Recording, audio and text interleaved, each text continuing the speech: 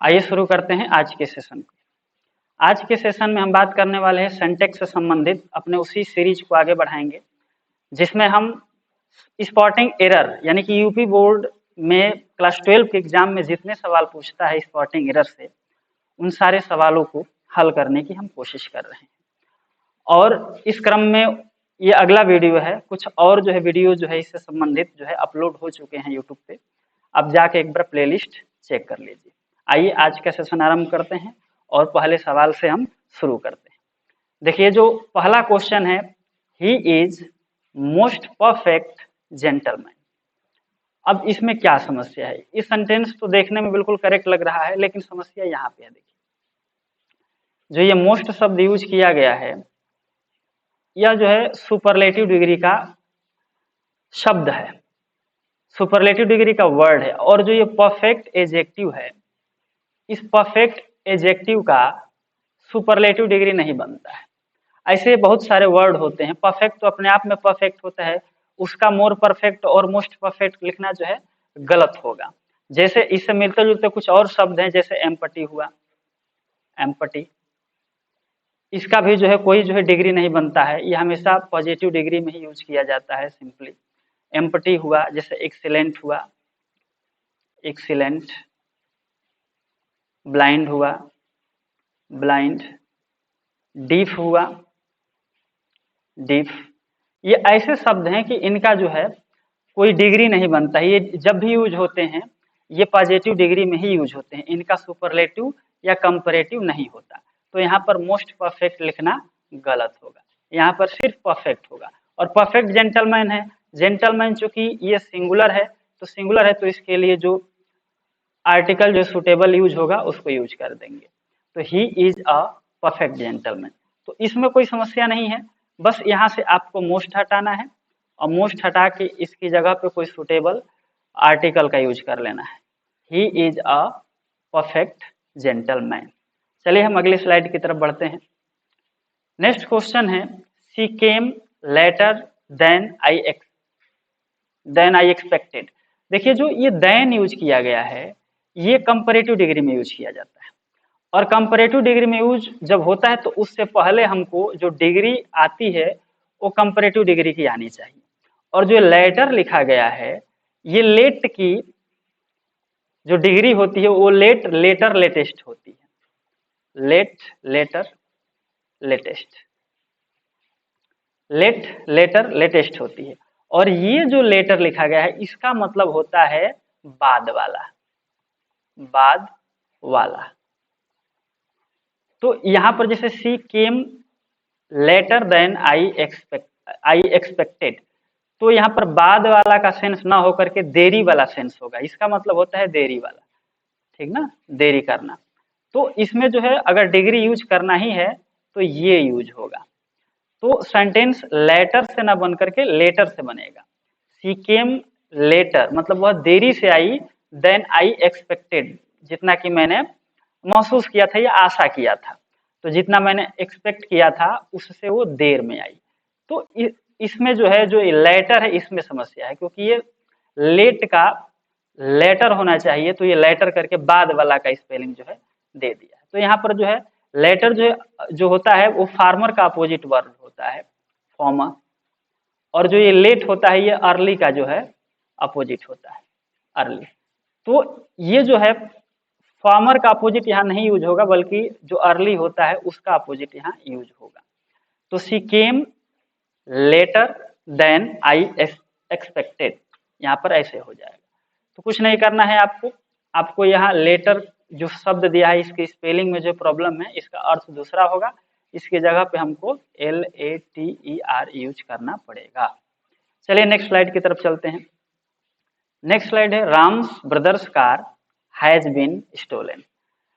देखिए यहाँ पर जो राम्स लिखा गया है, फिर यहाँ पर ब्रदर्स लिखा गया है, यहाँ पर दो एपस्ट्राफी एक साथ यूज की गई है, जबकि ऐसा करना गलत माना जाता है। कभी भी लगातार जो है सीक्वेंस में दो एपोस्ट्राफी एस का प्रयोग नहीं किया जाता है। तो इसको सही करने के लिए हमें एक एपोस्ट्राफी को रिमूव करना पड़ेगा, और रिमूव करने के लिए आफ का प्रयोग करते हैं। आफ का सहारा लेकर के उस एपोस्ट्राफी को रिमूव कर देते हैं।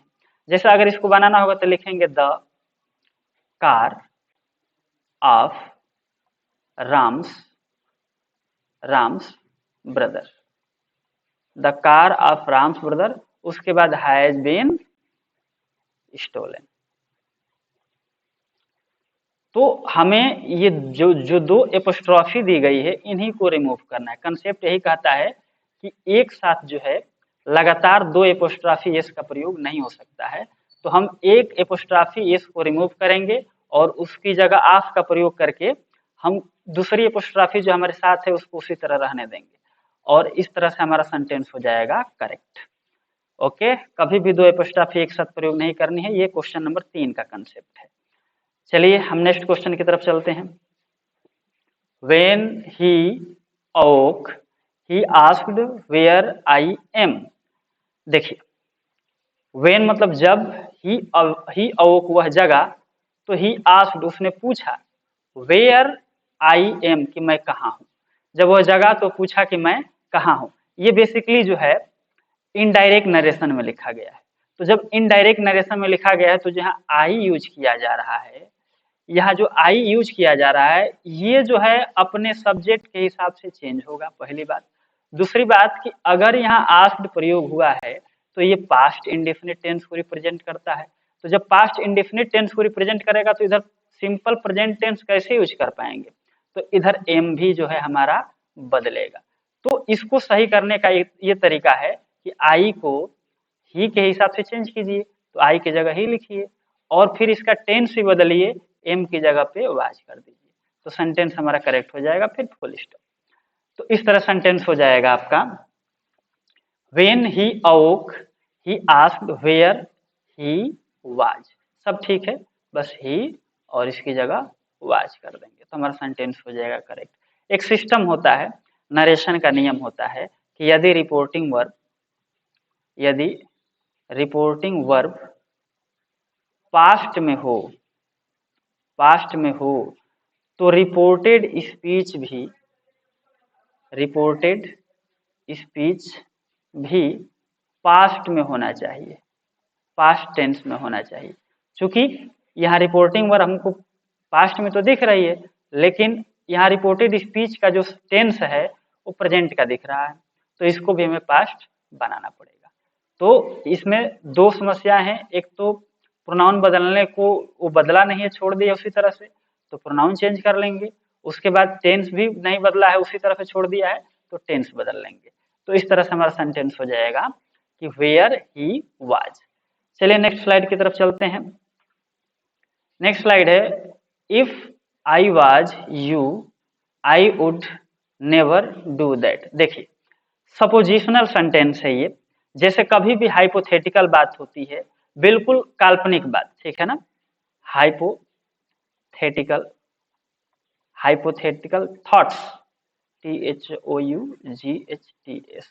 कभी भी हाइपोथेटिकल अगर बात होती है, ऐसी बात जो बिल्कुल कल्पना है, सपनों की दुनिया वाला मतलब मैटर आ जाता है।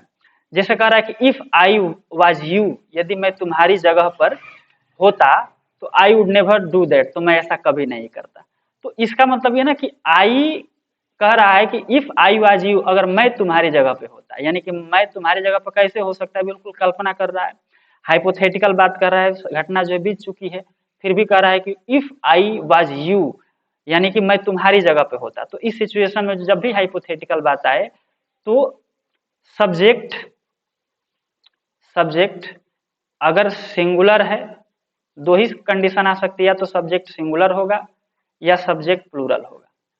तो सब्जेक्ट सिंगुलर हो चाहे प्लूरल हो, हर हाल में सहायक क्रिया आपकी हेल्पिंग वर्ब वर ही लगती है। अब यहाँ पर जो है आई के साथ ऐसा लगता है कि वाज बिल्कुल सही है, जो कि सही नहीं है, आई के साथ वर होना चाहिए। ऐसा एक सेंटेंस जो है पिछले जो है क्वेश्चन में भी आ गया था, पिछले सेशन में भी आ गया था कि उसमें हाइपोथेटिकल करके सेंटेंस आ गए थे। तो जब भी हाइपोथेटिकल सेंटेंस आते हैं, हाइपोथेटिकल थॉट्स आते हैं जो बिल्कुल कल्पना हो, तो उसमें आप जो है सब्जेक्ट चाहे सिंगुलर हो चाहे प्लूरल हो, उसमें वर्ब जो है हमेशा प्लूरल आती है। यदि मैं तुम्हारी जगह पे होता, इफ आई वाज यू, काश मैं चिड़िया होता, ऐसा सेंटेंस कल भी आया था, काश मैं चिड़िया होता, यानी कि पिछले सेशन में भी आया था। If I was a bird, काश मैं एक चिड़िया होता। तो यहाँ पर जो है वाज का प्रयोग ना करके वर का प्रयोग होगा। आई के साथ तो नियमतः वाज ही लगना चाहिए, लेकिन हाइपोथेटिकल थॉट्स होने की वजह से, सपोजिशनल सेंटेंस होने की वजह से सब्जेक्ट सिंगुलर आए चाहे प्लूरल आए, उसके साथ प्लूरल वर्ब ही लगाई जाएगी। इस बात को आप याद रखें। चलिए नेक्स्ट स्लाइड पे चलते हैं। The area of Delhi is bigger than Agra. देखिए ये कह रहा है कि जो दिल्ली का एरिया है, द एरिया ऑफ दिल्ली, तो द एरिया ऑफ दिल्ली, जो दिल्ली का एरिया है, इज बिगर बड़ा है देन आगरा, माने आगरा से, यानी कि दिल्ली का एरिया आगरे के एरिया से बड़ा है। तो कहने का मतलब यहाँ पर दिल्ली के एरिया की तुलना आगरा के एरिया से करना चाहिए। Then the area of Agra, sentence ऐसे आना चाहिए, खाली आगरा नहीं आना चाहिए। अगर दिल्ली के एरिया की तुलना अगर कर रहे हैं तो आगरा के एरिया से कीजिए। तुलना बराबर चीजों में होती है। एरिया की तुलना एरिया से होगी, दिल्ली की तुलना अगर आगरा से हो रही है तो दिल्ली की तुलना आगरा से होगी। यहाँ पर सेंटेंस कह रहा है कि द एरिया ऑफ दिल्ली, यानी कि दिल्ली के एरिया की तुलना जो है आगरा के एरिया से किया जाएगा। तो यहाँ पर द एरिया ऑफ आगरा होना चाहिए। लेकिन यहाँ पर भी द एरिया, यहाँ पर भी द एरिया, गलत लगता है। तो इसकी जगह पर द एरिया के जगह पे दैट का प्रयोग कर लेते हैं। तो सेंटेंस हो जाता है कि the area of Delhi is bigger than that of Agra. तो सेंटेंस को अगर सही करना चाहें तो हम यहाँ से, यहाँ पर आगरा से पहले दैट ऑफ का प्रयोग कर देंगे तो हमारा सेंटेंस जो है करेक्ट हो जाएगा। चलिए नेक्स्ट स्लाइड पे चलते हैं। देखिए मिस्टर पी के रॉय इज अ एमपी। देखिए इसमें जो समस्या है यहाँ पर है, समस्या यहाँ पर इसलिए है कि जब एमपी बोलते हैं, एमपी एमपी, तो एमपी बोलते हैं तो पहला वर्ड जो आ रहा है, पहला अक्षर जो आ रहा है, पहला लेटर आ रहा है, वो आ रहा है वावेल। तो वावेल साउंड जो पहला लेटर आ रहा है, साउंड से मतलब होता है यहाँ पर जो एम लिखा है, ये एम जो है कॉन्सोनेंट है। ओके, कॉन्सोनेंट है। लेकिन एम बोलने पर जो पहला अक्षर आ रहा है वह जो है वावेल आ रहा है। तो वावेल आ रहा है तो साउंड पे डिपेंड करता है कि ए लगेगा कि एन लगेगा। एमपी बोलने पर पहला ए आ रहा है, इसलिए ए गलत होगा, इसकी जगह पे एन का प्रयोग करना पड़ेगा। जैसे एम में है, एम में, तो जब एम में बोलते हैं तो एम एम ऐसे एम आता है तो ए आता है, तो ए आने की वजह से यहाँ पर एन लगाएगा। लेकिन अगर अगर हम बोलते हैं बी ए, तो बी ए बोलते हैं तो जो बी आया है इसका पहला साउंड ब आ रहा है, ब, तो ब जो है कॉन्सोनेंट साउंड है, तो यहाँ पर एन लगेगा। ये आर्टिकल की समस्या है। तो एमपी से पहले यहाँ पर ए लिखना गलत होगा, एन लिखेंगे तो सही होगा।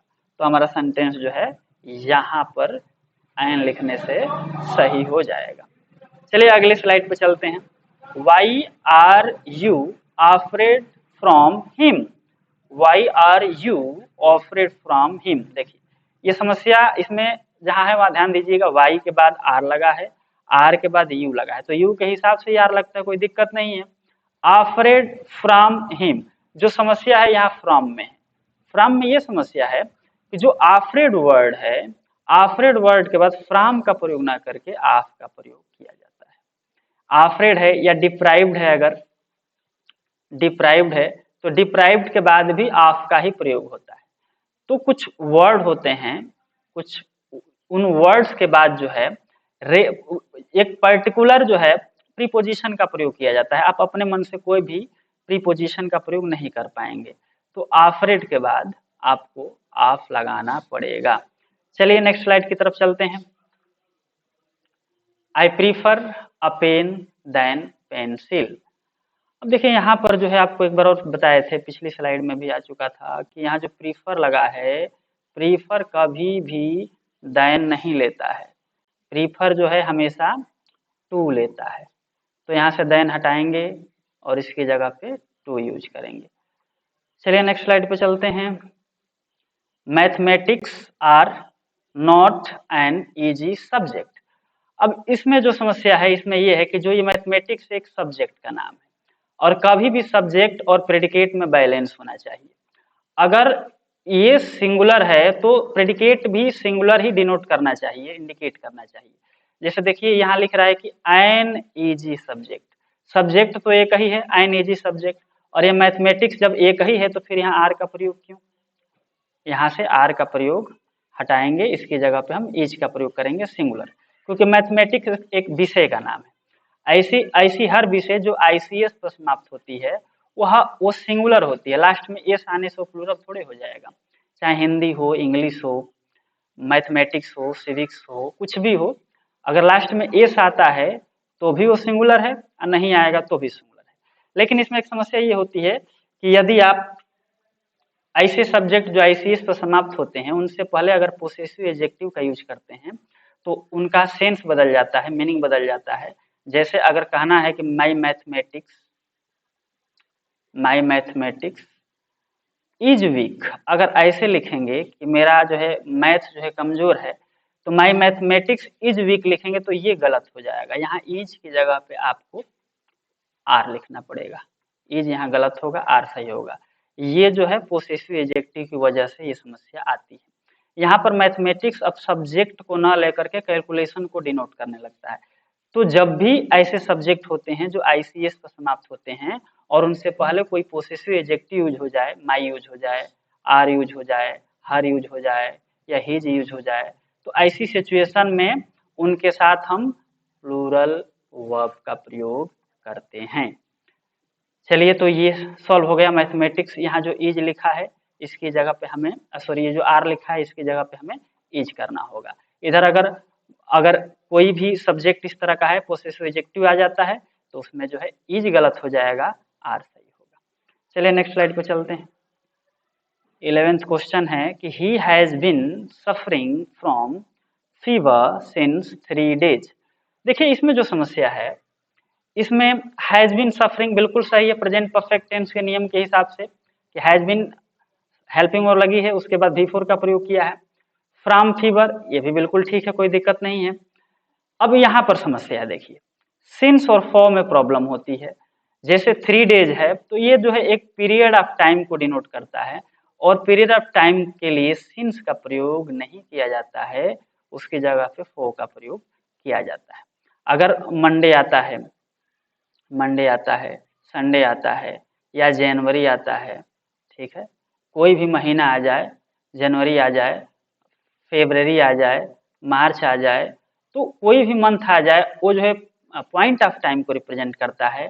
संडे मंडे आ जाए वो पॉइंट ऑफ टाइम को रिप्रेजेंट करता है। लेकिन वही अब अगर आपका WEE के अगर सप्ताह आ जाता है या मंथ आ जाता है, MONTH मंथ आ जाता है, या फिर कोई ईयर आ जाता है, ठीक ना, 10 years, 4 years, 5 years, तो ये सब जो है पीरियड ऑफ टाइम को डिनोट करते हैं। तो पीरियड ऑफ टाइम के लिए आप सिंस का प्रयोग ना करके आप जो है फा का प्रयोग करते हैं।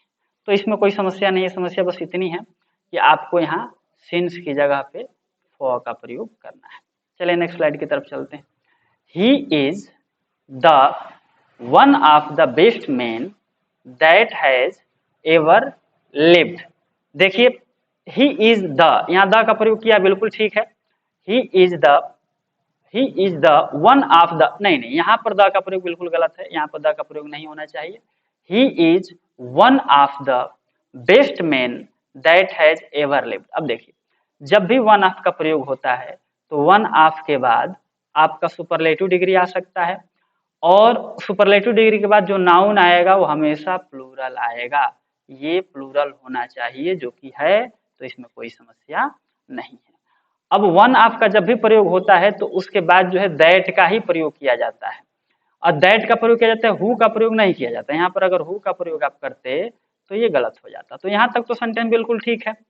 वन ऑफ के बाद सुपरलेटिव डिग्री का प्रयोग किया है, सुपरलेटिव डिग्री के पहले द का प्रयोग बिल्कुल नियम के हिसाब से ठीक किया है। उसके बाद वन ऑफ के बाद जो भी नाउन आता है वो प्लूरल आता है, तो प्लूरल भी दिया है। तो इसका मतलब यहाँ से लेकर यहाँ तक बिल्कुल जो है सही है। अब जो है दैट का भी प्रयोग अपनी जगह पर ठीक किया है, हु का प्रयोग करता तो गलत हो जाता, लेकिन गलती अब यहाँ पे हुई है। यहाँ पर जो है दैट का जो एंटीसीडेंट है, ये मेन दैट का कोई अपना नंबर नहीं होता है, दैट से पहले जो नाउन प्रयोग होता है उसी के हिसाब से आगे जो है वर्ब डिसाइड होती है। यहाँ मेन जो है प्लूरल है तो यहाँ वर्ब भी प्लूरल होनी चाहिए। हैज है तो इसकी जगह पे आपको हैव लिखना पड़ेगा। हम यहाँ वर्ब लिख रहे थे, अगर ऐसा होता हैज है तो फिर उसी वर्ब में जाके आपको सही करना है, हैव लिख देंगे तो आपका सही हो जाएगा, क्योंकि वर्ब जो है प्लूरल यूज करना था और ये सिंगुलर यूज किया गया है। तो सारी समस्याएं बिल्कुल ठीक हैं, कोई दिक्कत नहीं। आपको हैज की जगह हैव करनी है और ये होगा इसके अकॉर्डिंग। चलिए नेक्स्ट लाइन में कहते हैं, ये रिलेटिव प्रोनाउन से संबंधित जो है प्रॉब्लम आया था। नेक्स्ट क्वेश्चन देखिए, these news have disturbed the peace of mind. देखिए नाउन है, ऑफ है, फिर नाउन है तो उससे पहले द का प्रयोग किया है, कोई दिक्कत नहीं, सही है। अब देखिए these news have disturb, have के साथ भीतरी का यूज होता है, बिल्कुल ठीक है, लेकिन समस्या यहाँ पे है दीज न्यूज, दीज जो है प्लूरल होता है और न्यूज जो है कभी प्लूरल सेंस में यूज ही नहीं हो सकता है। तो यहाँ दीज की जगह आपको द का प्रयोग करना होगा, या आप जो है दिस का प्रयोग कर सकते हैं सिंगुलर। तो या तो दीज की जगह द का यूज कर लीजिए या दीज की जगह आप दिस का यूज कर लीजिए। और चूंकि न्यूज सिंगुलर होता है तो इसके लिए आपको सिंगुलर वर्ब का प्रयोग करना पड़ेगा। तो हैव को हटा के आपको इसका सिंगुलर वर्जन हैज लिखना पड़ेगा, यानी कि सेंटेंस हो जाएगा the news has disturb the peace of mind.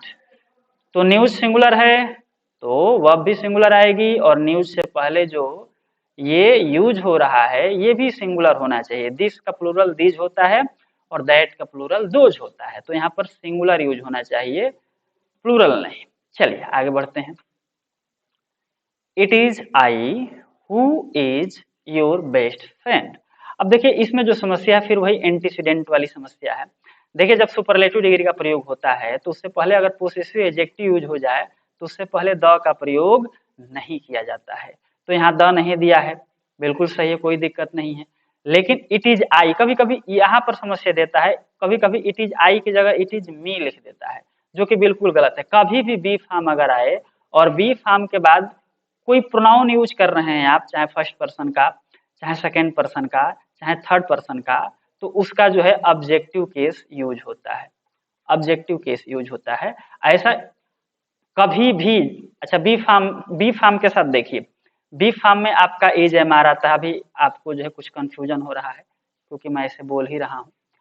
Objective case pronoun जब भी यूज किया जाता है तो ये मेन वर्ब के बाद की बात करता है। जब भी वर्ब के बाद अगर कोई प्रोनाउन आए, वर्ब के बाद प्रोनाउन आए तो उसको जो है आप ऑब्जेक्टिव केस में लिखिएगा। लेकिन अगर बी फॉर्म के बाद कोई प्रोनाउन आए तो उसको सब्जेक्टिव केस में लिखा जाता है, ठीक है, सब्जेक्टिव केस में। यानी कि इस बात को याद रखिए, इसका एक सिस्टम सा विधान होता है, छोटा सा विधान होता है। जैसे आप लिखते हैं कि अगर कोई मेन वर्ब है, इसके बाद भी प्रोनाउन आ सकता है, फर्स्ट पर्सन, सेकेंड पर्सन या थर्ड पर्सन का। इससे पहले भी प्रोनाउन आ सकता है, फर्स्ट पर्सन या सेकेंड पर्सन या थर्ड पर्सन का। तो मेन वर्ब से पहले अगर प्रोनाउन आता है तो ये होगा सब्जेक्टिव केस में, सब्जेक्टिव केस में। अगर मेन वर्ब के बाद कोई प्रोनाउन आता है तो हो जाएगा ऑब्जेक्टिव केस में। जैसे अगर सेंटेंस लिखते हैं कि आई वॉच्ड ही, ऐसे लिखेंगे तो गलत हो जाएगा। आई वॉच्ड मैंने देखा, यहाँ ऑब्जेक्टिव केस होना चाहिए, आई वॉच्ड हिम। अब देखिए यहाँ पर जो है वॉच्ड है आपका मेन वर्ब है, और मेन वर्ब के बाद ये अगर प्रोनाउन आएगा तो ये ऑब्जेक्टिव केस में आएगा, और ये मेन वर्ब से पहले प्रोनाउन आएगा तो ये सब्जेक्टिव केस में आएगा। और जब सब्जेक्टिव केस में आएगा तो आई का ही यूज होगा, अगर मी का यूज कर देंगे तो ये हो जाएगा गलत। तो कभी भी मेन वर्ब से पहले आप सब्जेक्टिव केस का यूज करें। आई सही है और यहाँ पर ही जो है गलत है, यहाँ पर ही होना चाहिए। लेकिन अगर बी फॉर्म आता है, बी फॉर्म में आपका हो जाता है इज, एम, आर, वाज और वर। अगर बी फॉर्म आता है तो बी फॉर्म के बाद अगर कोई प्रोनाउन आ जाता है, इसके बाद अगर कोई प्रोनाउन आए तो हमेशा जो है सब्जेक्टिव केस में होता है। यहाँ पर सब्जेक्टिव केस में ऑलरेडी लिखा हुआ है, तो ये सही जो है करेक्ट है, यहाँ पर कोई दिक्कत नहीं है। अगर मी लिखता तो ये गलत होता, ठीक है, क्योंकि is, am, are, was, were be form होता है। बी फॉर्म के बाद प्रोनाउन आए, चाहे फर्स्ट पर्सन का आए, सेकंड पर्सन का आए या थर्ड पर्सन का आए, तो हमेशा सब्जेक्टिव केस में लिखा जाएगा। तो यहाँ तक तो सही है, कोई दिक्कत नहीं है। इट इज आई हु, चूंकि आई जो है पर्सन है तो इसके लिए हु लग रहा है, इसमें कोई दिक्कत नहीं है। अब देखिए समस्या यहाँ है, इज, हु का एंटीसीडेंट क्या है, आई है, और आई के लिए जो सुटेबल वर्ब होती है वह इज नहीं होती है बल्कि एम होती है। तो यहाँ से इज हटेगा और एम लग जाएगा, सेंटेंस हमारा हो जाएगा करेक्ट, ठीक है।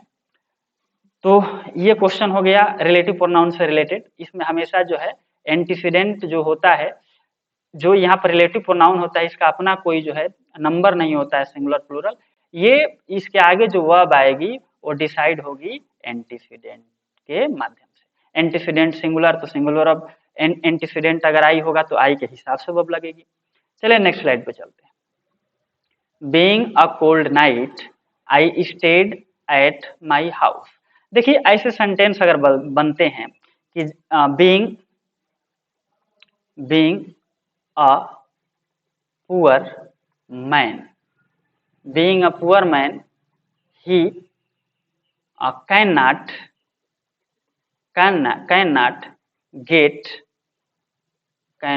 get higher education, अगर सेंटेंस ऐसे आता है तो बीइंग अ पुअर मैन यानी कि एक गरीब आदमी होने की वजह से, एक गरीब इंसान होने के कारण ही कैन नॉट गेट, वह प्राप्त नहीं कर सकता है हायर एजुकेशन, माने बड़ी शिक्षा जो है, अच्छी शिक्षा वो प्राप्त नहीं कर सकता है। तो देखिए जो यहाँ ही हमने यूज किया है, यह ही जो है इसके लिए भी हो जाएगा। जो बीइंग यहाँ लग रहा है बीइंग अ पुअर मैन, तो पुअर मैन कौन है, ही है, वही है। तो यहाँ दो बार ही यूज करने से बेहतर होता है कि आप एक ही बार ही यूज कर लीजिए, ये दोनों साइड में काम कर लेता है। क्योंकि ये पुअर मैन भी ही है और जो एजुकेशन गेट नहीं कर पा रहा है वह भी ही है। तो कहने का मतलब ये है कि दोनों साइड में एक ही है। जैसे दूसरा एक और उदाहरण लीजिए, बीइंग a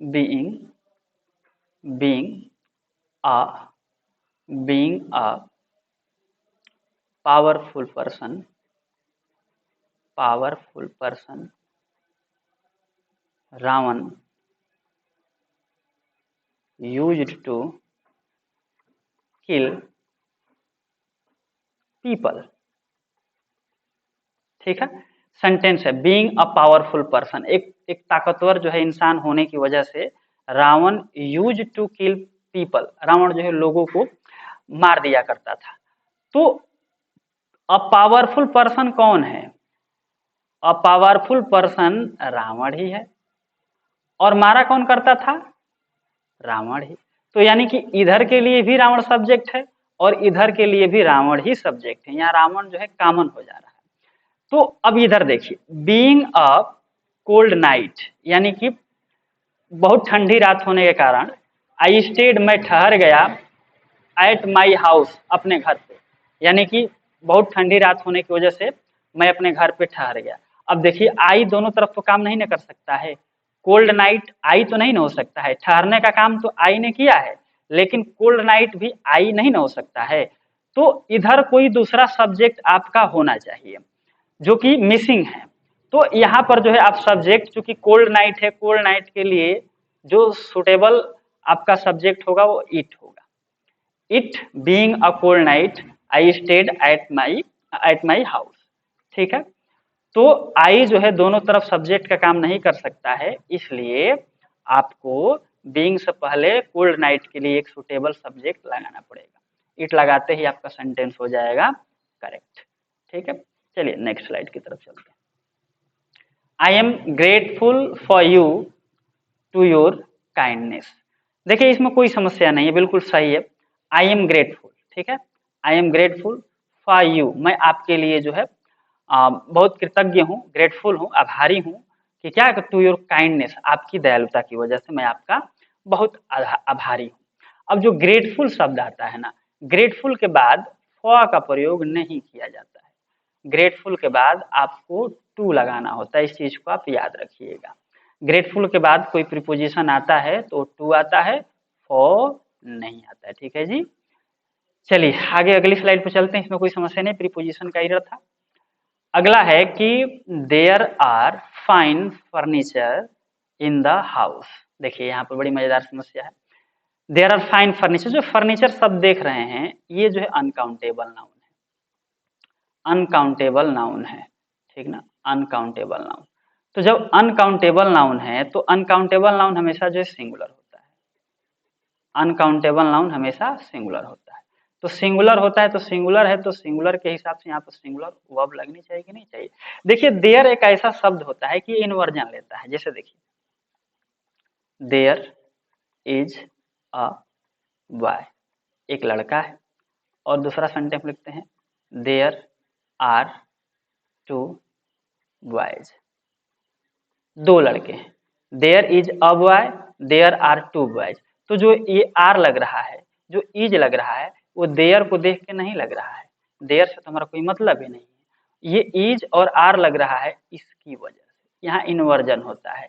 यहाँ पर आपका वर्ब पहले आती है, हेल्पिंग वर्ब पहले आती है और उसका सब्जेक्ट बाद में आता है। हेल्पिंग वर्ब पहले आती है, वर्ब पहले आती है और सब्जेक्ट बाद में आता है। यहाँ टू बॉयज है, प्लूरल है, तो इसलिए यहाँ पर आर का प्रयोग किया गया है। यहाँ अ बॉय है, ये सिंगुलर है, इसलिए यहाँ इज का प्रयोग किया गया है। अर्थात अगर यहाँ आर का प्रयोग किया जा रहा है तो इसका मतलब आगे आने वाला जो नाउन है, जैसे फाइन फर्नीचर है, तो ये फाइन फर्नीचर प्लूरल होना चाहिए, प्लूरल होना चाहिए। तो फर्नीचर में ए से जोड़ के प्लूरल करेंगे तो महा गलती हो जाएगा, ठीक ना। फर्नीचर जो है अनकाउंटेबल नाउन होता है, तो अनकाउंटेबल नाउन कभी जो है प्लूरल नहीं हो सकता है। इससे मिलते जुलते कुछ और हैं, जैसे ब्रेड है, ब्रेड का भी आप प्लूरल नहीं बनाते हैं। जैसे जैसे इंफॉर्मेशन है, इंफॉर्मेशन है, इसका भी प्लूरल नहीं बनता है, ये सिंगुलर ही यूज होता है।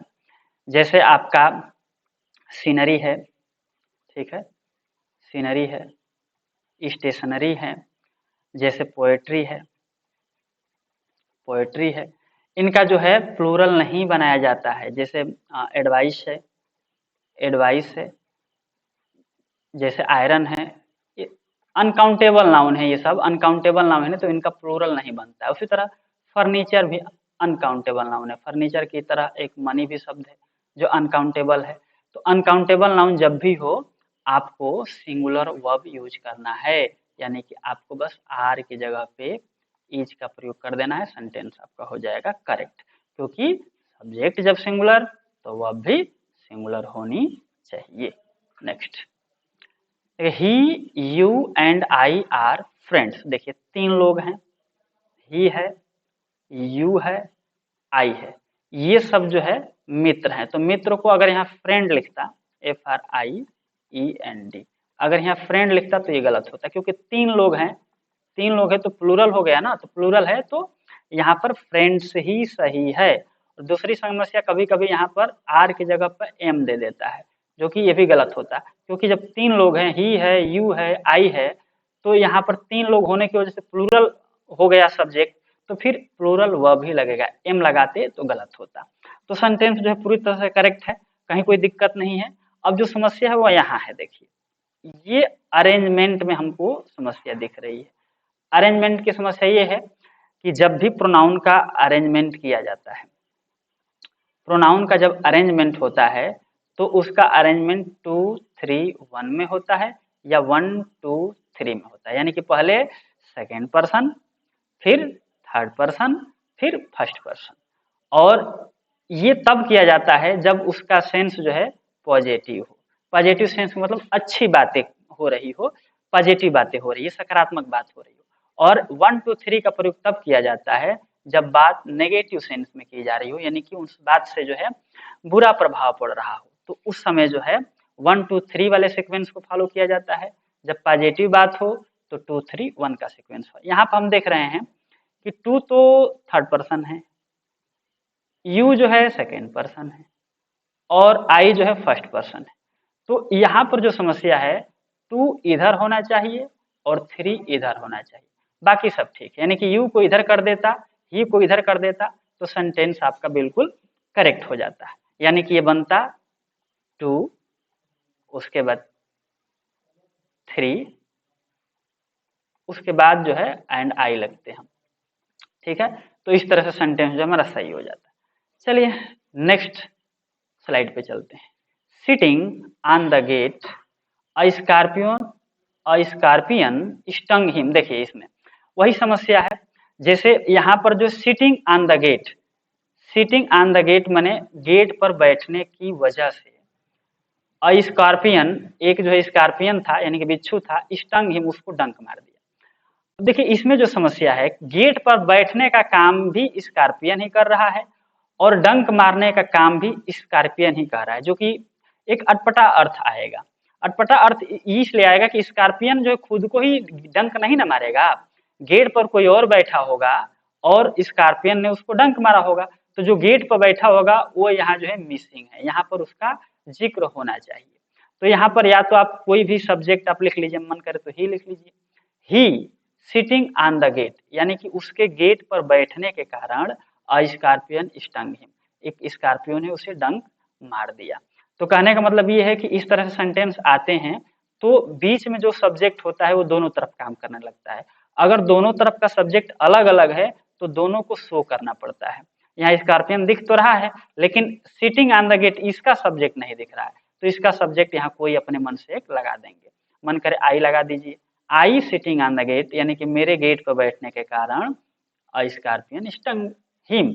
हिम नहीं होगा, हिम क्यों, हिम देखो अभी यहाँ से हिम से हमको ये पता चल जा रहा है कि यहाँ आई लिखेंगे तो गलत हो जाएगा। आई इसलिए गलत हो जाएगा कि sitting on the gate, gate पर बैठने के कारण स्कॉर्पियन ने उसे डंक मार दिया, तो बैठा होगा यही, तभी तो इसको डंक लगा है। तो जब हिम बैठा है तो ही का सब्जेक्टिव केस, हिम का सब्जेक्ट केस आपको ही लिखना पड़ेगा, ठीक है। तो यहाँ पर जो है हिम से हमको पता चल गया, हिम नहीं दिया रहता तो हम कोई और सब्जेक्ट अपने मन से अज्यूम कर लेते, मान लेते। क्योंकि हिम दिया है तो कंफर्म हो जा रहा है कि स्टंग हिम, इसी को डंक मारा है, तो इसको डंक मारा है तो इसी को सब्जेक्ट हम बनाएंगे। तो he sitting on the gate a scorpion stung him. चलिए नेक्स्ट स्लाइड पे चलते हैं। His parents deprived him with all he had. देखिए इसमें भी बड़ी मजेदार समस्या है, बहुत बड़ी समस्या नहीं है। हिज है, पेरेंट्स से कोई दिक्कत नहीं, डिप्राइव्ड माने वंचित कर देना होता है, हिम माने उसे, यानी कि उसके माता पिता ने उसको वंचित कर दिया। With all he had, with all माने जो कुछ भी, ही हैड माने वो रखा हुआ था, यानी कि जो कुछ भी उसके पास रखा हुआ था उसको उसके माता पिता ने छीन लिया, उन चीजों से उसको वंचित कर दिया। अब होता क्या है कि डिप्राइव्ड जो है उसके बाद आपका प्रीपोजिशन विद नहीं लगता है, ऑफ लगता है। अभी इससे पिछले जो है स्लाइड में भी ऐसा आया था, आफ्रेड आया था, आफ्रेड आया था, या ये आपका डिप्राइव्ड हो गया। ये दोनों के दोनों जो है ऑफ प्रीपोजिशन लेते हैं, कोई दूसरा प्रीपोजिशन नहीं ले सकते हैं। तो यहाँ पर बस जो प्रीपोजिशन का एरर था। चलिए नेक्स्ट स्लाइड पे चलते हैं। सी हैव संग ए सॉन्ग। देखिए इसमें तो ऐसे देखने से ही पता चल जाता है कि कहाँ प्रॉब्लम है। देखिए सी सिंगुलर होता है, तो सिंगुलर होता है तो यहाँ पर सी के साथ हैज ना लगना चाहिए, हाँ, सी के साथ हैज लगना चाहिए, तो ये हैव लगाकर जो है प्रॉब्लम क्रिएट कर रहा है। यहाँ पर हैज होना चाहिए। और यहाँ पर थर्ड फॉर्म ठीक ही है, अ सॉन्ग ठीक ही है, कोई दिक्कत नहीं है। सी हैज संग अ सॉन्ग, यहाँ पर जो है हेल्पिंग वर्ब का एरर था। नेक्स्ट क्वेश्चन पे चलते हैं। देखिए गॉड सेव्स हिम, ये सेंटेंस देखने से पता चलता है कि इसका मतलब है भगवान से माने बचाते हैं, हिम माने उसको, भगवान उसको बचाते हैं। बेसिकली ये सेंटेंस जो है नेचुरली इसको अपडेटिव होना चाहिए था और इस पर यहाँ पर जो है संबोधन का जो चिन्ह लगता है वो लगना चाहिए था। God saves him. अब ये सेंटेंस में एरर है, होता क्या है कि अपडेटिव सेंटेंस जो होते हैं, अपडेटिव सेंटेंस, अपडेटिव सेंटेंस तीन चीजें जो है प्रकट करते हैं, ठीक है। या तो श्राप को प्रकट करेंगे, या आशीर्वाद को प्रकट करेंगे, ब्लेसिंग्स, या फिर शुभकामनाओं का बोध कराते हैं, विशेष। इन तीन चीजों का बोध कराते हैं। और ऑप्टेटिव सेंटेंस बनाने का एक सिस्टम विधान होता है, एक छोटा सा नियम होता है कि पहले मे लिखा जाता है, मे लिखने के बाद सब्जेक्ट को लिखा जाता है, सब्जेक्ट लिखने के बाद V1, V1 के बाद ऑब्जेक्ट, ऑब्जेक्ट के बाद बाकी वर्ड लिखने के बाद ये एक्सक्लेमेशन मार्क लगाना कंपलसरी होता है। तो ये जो मे लिखा है, यह मे जो है ऑप्शनल है, इस मे को लिखा भी जा सकता है और नहीं भी लिखा जा सकता है। और जब एरर देता है तो ये मे हटा के ही देता है। अगर मे दिख जाएगा तो आप जो है बड़ी इजीली जो है V1 लगा लेंगे। अब यहाँ देखिए मे दिख नहीं रहा है, हाइड कर दिया है, तो यहाँ पर V5 लगा दिया है प्रेजेंट इंडेफिनिट टेंस के रूल को फॉलो करते हुए। वास्तव में यहाँ पर सेव्स की जगह पे सेव होना चाहिए, क्योंकि ये सेंटेंस जो है पॉजिटिव सेंटेंस नहीं है, बल्कि ये जो है ऑप्टेटिव सेंटेंस है। और ऑप्टेटिव सेंटेंस में हमेशा जो है V1 का प्रयोग किया जाता है। यहाँ आप चाहें तो मे को शो भी कर सकते हैं और बिना शो किए भी आपका काम हो सकता है। इसका अगर करेक्ट इसको सही तरीके से लिखे तो ऐसे बनता, may God save him, may God save him, भगवान उसे बचाए। अब यहाँ से मे आप हटा भी सकते हैं, हटा भी देंगे तो कोई दिक्कत नहीं होगी, क्योंकि मे के बिना भी सेंटेंस बिल्कुल करेक्ट होता है। तो मे जब हटा भी देंगे तभी ये सेव ही रहेगा ना, सेव तो लिखना गलत हो जाएगा। तो इसलिए इस सेंटेंस में सेव्स में से सेव सिर्फ एस हटाना है और हिम के बाद आपको एक्सक्लेमेशन मार्क जो ये संबोधन का चिन्ह है ये देना है। चलिए नेक्स्ट स्लाइड की तरफ चलते हैं। The number of invitees are increasing. देखिए पिछले स्लाइड में भी एक प्रॉब्लम आई थी, ए नंबर ऑफ उसके बाद जो है प्लूरल काउंटेबल नाउन का प्रयोग होता है, और द नंबर भी आता है, द नंबर उसके बाद ऑफ, इसके बाद भी प्लूरल काउंटेबल नाउन का ही प्रयोग होता है। लेकिन जब अ नंबर ऑफ और प्लूरल काउंटेबल नाउन आता है तो इसके बाद प्लूरल हेल्पिंग वर्ब लगाई जाती है। लेकिन अगर द नंबर ऑफ और प्लूरल काउंटेबल नाउन आता है तो इसकी हेल्पिंग वर्ब सिंगुलर लगाई जाती है, सिंगुलर हेल्पिंग वर्ब। अब यहाँ पे देखिए द नंबर है तो द नंबर से संख्या निश्चित हो जाती है, बिल्कुल फिक्स्ड हो जाती है, और जब फिक्स्ड संख्या हो जाती है तो फिर जो है द नंबर की वजह से यहाँ पर सिंगुलर हेल्पिंग वर्ब लगेगी। तो इस कंसेप्ट को याद रखिएगा, अ नंबर ऑफ और द नंबर ऑफ का। द नंबर ऑफ आता है क्योंकि द जो है डिफिनिट आर्टिकल है तो संख्या को डिफिनिट कर देता है, और अ नंबर अ जो है इंडिफिनिट आर्टिकल है तो संख्या जो है इंडिफिनिट हो जाती है। तो इंडिफिनिट हो जाती है तो अनेक हो जाती है, अनेक हो जाने की वजह से प्लूरल हेल्पिंग वर्ब, और डिफिनिट हो जाने की वजह से सिंगुलर हेल्पिंग वर्ब का प्रयोग किया जाता है। चलिए नेक्स्ट स्लाइड पे चलते हैं। Many a boy were playing in the field. देखिए जो समस्या यहाँ पे है मेनी को लेकर के है। मेनी का प्रयोग दो तरह से किया जाता है, या तो मेनी लिखिए उसके बाद प्लूरल काउंटेबल नाउन का प्रयोग कीजिए, या मेनी लिखिए उसके बाद ए लिखिए उसके बाद सिंगुलर काउंटेबल नाउन का प्रयोग कीजिए। ठीक है, अगर मेनी के बाद प्लूरल काउंटेबल नाउन का प्रयोग कर रहे हैं तो फिर आपको प्लूरल हेल्पिंग वर्ब लिखनी पड़ेगी। अगर मेनी ए के बाद सिंगुलर काउंटेबल नाउन लिख रहे हैं तो फिर आपको सिंगुलर हेल्पिंग वर्ब का प्रयोग करना पड़ेगा। अब होता क्या है कि कभी कभी मेनी अ बॉय, जो अ बॉय है कभी कभी यहाँ पर बॉयज दे देगा, तो ये तो ठीक है कि बॉय दिया है, कभी कभी बॉयज देता है जो कि वो भी गलत होता है। अगर ए का प्रयोग आप कर ही दिए हैं तो फिर बॉयज कैसे लिख सकते हैं, नहीं लिख पाएंगे। तो जब मेनी अ बॉय हो गया है तो फिर यहाँ पर आप जो है प्लूरल हेल्पिंग वर्ब का प्रयोग नहीं कर पाएंगे, आप यहाँ पर वाज लगाएंगे। ठीक है, जैसे सेंटेंस अगर इसको शुद्ध करने की बात हो ही रही है तो आप इसको ऐसे लिख सकते थे, many boys were playing in the field. ठीक है, या अगर जो ए लिखा है इसी के साथ आप शुद्ध करना चाहते हैं तो कुछ मत कीजिए, बस आप इधर वर की जगह पे आपको वाज जो है लिख देना है, सेंटेंस जो है बिल्कुल सही हो जाएगा। तो इसमें ज्यादा छेड़छाड़ करनी है, पहले तो अ बॉय को बॉयज बनाना पड़ेगा, फिर जो है वर को वर ही रखना पड़ेगा।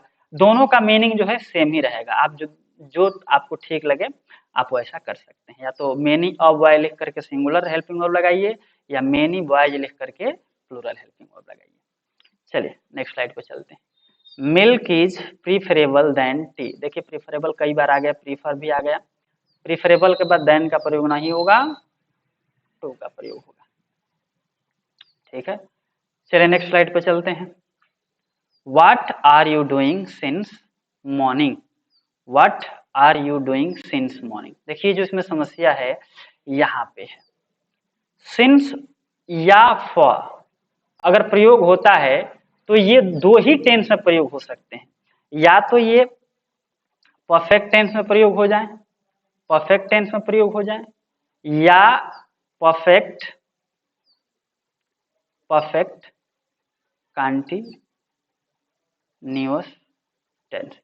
या तो ये परफेक्ट टेंस में प्रयोग होंगे या परफेक्ट कंटीन्यूअस टेंस में प्रयोग होंगे। यानी सिंस फार का प्रयोग कभी भी परफेक्ट टेंस में होगा या परफेक्ट कंटीन्यूअस टेंस में होगा। यहाँ पर हम क्या देख रहे हैं, आर के साथ V4 का यूज किया है, तो आर के साथ V4 का यूज करने का मतलब प्रेजेंट कंटीन्यूअस टेंस पे पहुंच गया है, जबकि इसको पहुंचना चाहिए या तो परफेक्ट टेंस पे पहुंचे या परफेक्ट कंटीन्यूअस टेंस पे पहुंचे। तो हम इसको परफेक्ट कंटीन्यूअस टेंस में ले जाना चाहेंगे, क्योंकि आईएनजी फॉर्म इसमें यूज किया है और परफेक्ट कंटीन्यूअस में आईएनजी फॉर्म यूज होता है। तो अगर इसको परफेक्ट कंटीन्यूअस में ले जाएंगे तो यहाँ से पहले तो आर हटाना पड़ेगा आपको, और आर की जगह पर चूंकि यू प्लूरल है तो यहाँ पर हैव लिखना पड़ेगा, और हैव लिखने के बाद बिन भी लिखना पड़ता है, तो सब्जेक्ट के बाद लिखा जाएगा। तो सेंटेंस हो जाएगा what have you been doing since morning. अब इसमें कोई समस्या नहीं। चलिए नेक्स्ट स्लाइड की तरफ चलते हैं। This news is very good to be true. देखिए ये रिमूवल टू से आने वाला क्वेश्चन है। This news is very good, यह खबर इतनी अच्छी है कि टू बी ट्रू की सही नहीं हो सकती। यानी कि यह खबर इतनी अच्छी लग रही है कि यह सही नहीं हो सकती। जैसे कोई कह दे कि सोना की बरसात हो रही है, तो कह रहे कि यह खबर जो है इतनी अच्छी लग रही है कि ऐसा सही कहना जो है बहुत मुश्किल लग रहा है, इम्पॉसिबल लग रहा है। तो अगर इसका प्रयोग करके बनाना हो तो यहाँ वेरी का प्रयोग नहीं करते हैं, इसकी जगह पर TOO का प्रयोग करते हैं। This news is too good, यह खबर इतनी ज्यादा अच्छी है, टू बी ट्रू की सही नहीं हो सकती। तो वेरी की जगह आपको टू लगा देंगे तो सेंटेंस बिल्कुल सही हो जाएगा। ये रिमूवल टू से आया हुआ क्वेश्चन है। आगे चलिए। Sun gives us light and life. देखिए सन जो है सिंगुलर है, इसके साथ गिव्स का प्रयोग किया है, कोई दिक्कत नहीं। अस माने हमें, लाइट एंड लाइफ, बिल्कुल कोई दिक्कत नहीं, सेंटेंस बिल्कुल सही है। प्रॉब्लम बस इसमें ये है कि जो सन है वो जो है एक स्टार है, चाहे स्टार हो, प्लैनेट हो, सैटेलाइट हो, उनसे पहले जो है द लगाना अनिवार्य होता है। चाहे मार्स हो, जुपिटर हो, या फिर आपका सन हो, मून हो, कोई भी ऐसा जो है प्लैनेट हो, स्टार हो, या जो है सैटेलाइट हो, तो उससे पहले द लगाना जरूरी होता है। तो यहाँ पर बस द लगा देंगे तो आपका सेंटेंस हो जाएगा सही। चलिए नेक्स्ट लीजिए, खत्म हो गया। तो इसके साथ जो है हमारा आज का सेशन समाप्त हुआ। हमने कुछ जो है क्वेश्चन जो है अब प्रीवियस ईयर्स एग्जाम में यूपी बोर्ड में पूछे गए थे, उनको आज हमने टैकल करने की कोशिश की, सॉल्व करने की कोशिश की। उम्मीद करते हैं ये सेशन आप लोगों को अच्छा लगा होगा। अगर अच्छा लगे तो लाइक कीजिए, शेयर कीजिए और सब्सक्राइब कीजिए। चलिए आज का सेशन समाप्त करते हैं। जय हिंद, जय भारत। मिलते हैं नेक्स्ट सेशन में।